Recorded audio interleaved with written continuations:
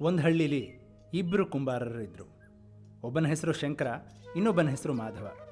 ಇಬ್ಬರು ಒಂದೇ ಬೀದಿಯಲ್ಲಿ ಅಂಗಡಿ ಮಾಡಿಕೊಂಡಿದ್ರು. ಇಬ್ಬರ ಕೈ ಚಳಕ ಒಂದೇ, ಮಣ್ಣು ಒಂದೇ, ಆದರೆ ಭಾವ ಬೇರೆ ಬೇರೆ. ಶಂಕರ ಮಡಿಕೆ ಮಾಡುವಾಗ ಯಾವಾಗಲೂ ಯೋಚಿಸ್ತಿದ್ದ, ಈ ಮಡಿಕೆಗೆ ಎಷ್ಟು ಬೆಲೆ ಸಿಗಬಹುದು, ಹೆಚ್ಚು ಮಾರಿದರೆ ಹೆಚ್ಚು ಲಾಭ, ಕಡಿಮೆ ಮಣ್ಣು ಹಾಕಿ ಹೆಚ್ಚು ಮಡಿಕೆ ಮಾಡಿದರೆ ಹೆಚ್ಚು ದುಡ್ಡು ಬರುತ್ತೆ ಅಂತ. ಮಡಿಕೆ ಮಾಡುವಾಗ ಅವನ ಮನಸ್ಸು ಮಾರಾಟದ ಲೆಕ್ಕದಲ್ಲಿ ಇರ್ತಿತ್ತು. ಕೆಲಸ ಒಂದು ಕಡೆ, ಮನಸ್ಸು ಇನ್ನೊಂದು ಕಡೆ. ಮಡಿಕೆ ತಯಾರಾಗ್ತಿತ್ತು, ಆದರೆ ಗುಣಮಟ್ಟ ಸರಿ ಇರ್ತಿರಲಿಲ್ಲ.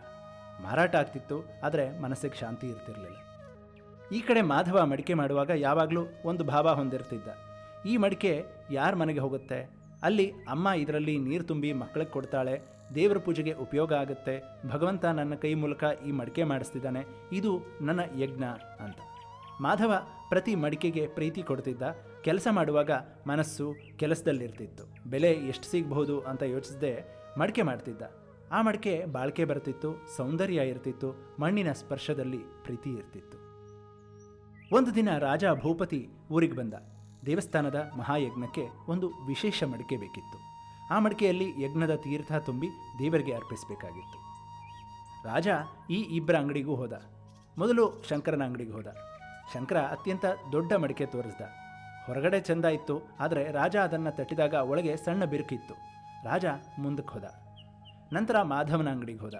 ಮಾಧವ ಒಂದು ಸಣ್ಣ ಮಡಿಕೆ ಎತ್ತಿ ತೋರಿಸ್ದ. ಹೊರಗೆ ಅಷ್ಟೇನು ಅಲಂಕಾರ ಇರಲಿಲ್ಲ, ಆದರೆ ರಾಜ ಅದನ್ನು ಕೈಯಲ್ಲಿ ಹಿಡಿದಾಗ ಅದು ಅದ್ಭುತ ಅನುಭವ ಆಯಿತು. ಮಡಿಕೆ ತಣ್ಣಗಿತ್ತು, ಗಟ್ಟಿ ಇತ್ತು, ಸ್ಪರ್ಶದಲ್ಲಿ ಒಂದು ಪ್ರೀತಿ ಇತ್ತು. ರಾಜ ಕೇಳ್ದ, ಮಾಧವ, ನಿನ್ನ ಮಡಿಕೆ ಹೀಗೆ ವಿಶೇಷ ಯಾಕೆ ಅಂತ. ಮಾಧವ ಸರಳವಾಗಿ ಹೇಳ್ದ, ಮಹಾರಾಜ, ನಾನು ಮಡಿಕೆ ಮಾಡುವಾಗ ಅದು ದೇವರ ಪೂಜೆಗೆ ಹೋಗಬಹುದು ಅಂತ ಯೋಚಿಸ್ತೀನಿ, ಆದ್ದರಿಂದ ಪ್ರತಿ ಮಡಿಕೆ ನನ್ನ ಯಜ್ಞ, ನಾನು ಅದನ್ನು ಭಗವಂತನಿಗೆ ಅರ್ಪಿಸ್ತೀನಿ ಅಂತ. ರಾಜ ಆ ಮಡಿಕೆ ತಗೊಂಡ. ಮಹಾಯಜ್ಞದಲ್ಲಿ ಆ ಮಡಿಕೆ ಉಪಯೋಗ ಆಯಿತು. ಯಜ್ಞ ಮುಗಿದ ನಂತರ ಋಷಿ ವಿಶ್ವಾಮಿತ್ರ ಇಬ್ಬರೂ ಕುಂಬಾರರನ್ನು ಕರೆದರು. ರಾಜ ಮತ್ತು ಊರ ಜನ ಎಲ್ಲ ಸೇರಿದ್ರು. ಋಷಿಗಳು ಹೇಳಿದರು, ಶಂಕರ ಮತ್ತು ಮಾಧವ ಇಬ್ಬರೂ ಮಡಿಕೆ ಮಾಡಿದರು. ಒಂದೇ ಮಣ್ಣು, ಒಂದೇ ಚಕ್ರ, ಒಂದೇ ಕೈಚಳಕ. ಆದರೆ ಶಂಕರನ ಕರ್ಮಬಂಧನ. ಅವನ ಮನಸ್ಸು ಲಾಭದ ಆಸೆಯಲ್ಲಿತ್ತು. ಪ್ರತಿ ಮಡಿಕೆ ಅವನನ್ನು ಇನ್ನಷ್ಟು ಆಸೆಯ ಬಂಧನಕ್ಕೆ ಸೆಳೀತಾ ಇತ್ತು. ಮಾಧವನ ಕರ್ಮ ಯಜ್ಞಕರ್ಮ. ಅವನ ಮನಸ್ಸು ಭಗವಂತನ ಅರ್ಪಣೆಯಲ್ಲಿತ್ತು. ಪ್ರತಿ ಮಡಿಕೆ ಅವನನ್ನು ಬಂಧನದಿಂದ ಮುಕ್ತಗೊಳಿಸಿತು. ಭಗವದ್ಗೀತೆ ಅಧ್ಯಾಯ 3 ಶ್ಲೋಕ 9 ಕೃಷ್ಣ ಹೇಳಿದ ಮಾತು ಕೂಡ ಇದೆ, ಯಜ್ಞಕ್ಕಾಗಿ ಮಾಡಿದ ಕರ್ಮ ಮಾತ್ರ ಮುಕ್ತಿ ತರುತ್ತೆ ಅಂತ. ಅದೇ ಊರಿನ ಬಡ ಮಹಿಳೆ ತಾಯಮ್ಮ ಎದ್ದು ನಿಂತಳು. ಋಷಿಗಳೇ, ನಾನು ಪ್ರತಿದಿನ ಮಾಧವನ ಮಡಿಕೆಯಲ್ಲೇ ನೀರು ತುಂಬಿ ನನ್ನ ಮಕ್ಕಳಿಗೆ ಕೊಡ್ತೀನಿ. ಆ ಮಡಿಕೆ ನೀರು ಯಾವಾಗಲೂ ತಣ್ಣಗಿರುತ್ತೆ, ಬೇಸಿಗೆಯಲ್ಲಿ ಕೂಡ. ಶಂಕರನ ಮಡಿಕೆ ಬೇಗ ಒಡೆಯುತ್ತೆ. ನಾನು ಒಂದು ದಿನ ಮಾಧವನನ್ನು ಕೇಳಿದೆ, ನಿನ್ನ ಮಡಿಕೆ ಹೀಗೆ ಒಳ್ಳೆಯದು ಯಾಕೆ ಅಂತ. ಅವನು ಹೇಳ್ದ, ಅಮ್ಮ, ನಾನು ಪ್ರತಿ ಮಡಿಕೆ ದೇವರಿಗೆ ಅರ್ಪಿಸ್ತೀನಿ, ಅದಕ್ಕೆ ಭಗವಂತ ಅದನ್ನು ಒಳ್ಳೆಯದಾಗಿರಿಸ್ತಾನೆ ಅಂತ. ಋಷಿಗಳು ಇದನ್ನು ಒಪ್ಕೊಂಡು ತಲೆ ಆಡಿಸಿದ್ರು. ಯಜ್ಞ ಭಾವದ ಕರ್ಮ ಕೇವಲ ಕರ್ಮಿಯನ್ನು ಮಾತ್ರ ಮುಕ್ತಗೊಳಿಸಲ್ಲ, ಆ ಕರ್ಮದ ಫಲ ಪಡೆಯುವಂಥ ಇತರರನ್ನು ಆಶೀರ್ವದಿಸುತ್ತೆ.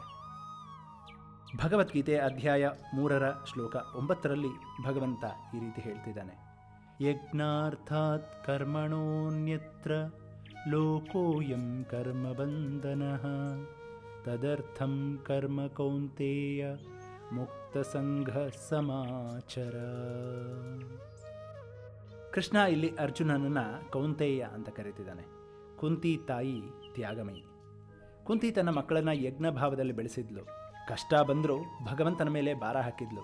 ನಿನ್ನ ತಾಯಿ ಕಲಿಸಿದಂಥ ಯಜ್ಞ ಭಾವ ನೆನಪಿಸ್ಕೋ ಅಂತ ಕೃಷ್ಣ ಅರ್ಜುನನಿಗೆ ತಿಳಿಸ್ತಾ ಇದ್ದಾನೆ. ಕೃಷ್ಣ ಈ ಶ್ಲೋಕದಲ್ಲಿ ಮಾನವ ಜೀವನದ ಮಹಾರಹಸ್ಯ ಹೇಳ್ತಾನೆ. ನೀನು ಯಾವ ಉದ್ದೇಶದಿಂದ ಕರ್ಮ ಮಾಡ್ತೀಯಾ ಅನ್ನೋದು ಕರ್ಮಕ್ಕಿಂತ ಮುಖ್ಯ ಅಂತ. ಒಂದೇ ಕೆಲಸ ಸ್ವಾರ್ಥದಿಂದ ಮಾಡಿದರೆ ಅದು ಬಂಧನ, ಯಜ್ಞಭಾವದಿಂದ ಮಾಡಿದರೆ ಮೋಕ್ಷ. ಕುಂಬಾರ ಮಡಿಕೆ ಮಾಡ್ದ, ಒಬ್ಬ ಬಂಧನ ಪಡೆದ, ಇನ್ನೊಬ್ಬ ಮುಕ್ತಿ ಪಡೆದ. ಕರ್ಮ ಒಂದೇ, ಭಾವ ಬೇರೆ. ಯಜ್ಞ ಭಾವ ಕರ್ಮವನ್ನು ಮೋಕ್ಷ ಮಾರ್ಗ ಮಾಡುತ್ತೆ. ಪ್ರತಿ ಕ್ಷಣ ಭಗವಂತನಿಗೆ ಅರ್ಪಿಸು, ಜೀವನ ಒಂದು ಮಹಾಯಜ್ಞ ಆಗಲಿ ಅನ್ನೋದು ಕೃಷ್ಣನ ಮಾತಿನ ಅರ್ಥ. ಮುಂದಿನ 10ನೇ ಶ್ಲೋಕದಲ್ಲಿ ಕೃಷ್ಣ ಸೃಷ್ಟಿಯ ಆರಂಭದ ಅದ್ಭುತ ರಹಸ್ಯ ತೆರೆದಿಡ್ತಾನೆ. ಬ್ರಹ್ಮದೇವ ಯಜ್ಞದ ಮೂಲಕ ಸೃಷ್ಟಿ ಮಾಡಿದ ಕಥೆ, ಕರ್ಮಯೋಗ ಇನ್ನಷ್ಟು ವಿಶ್ವಕೋಶ ಆಗುತ್ತೆ. ಹಾಗಾದರೆ ಆ ಒಂದು ಅದ್ಭುತವಾದ ಶ್ಲೋಕದೊಂದಿಗೆ ಮುಂದಿನ ಸಂಚಿಕೆಯಲ್ಲಿ ಭೇಟಿಯಾಗೋಣ. ಅಲ್ಲಿವರೆಗೂ ಎಲ್ಲರಿಗೂ ನಮಸ್ಕಾರ.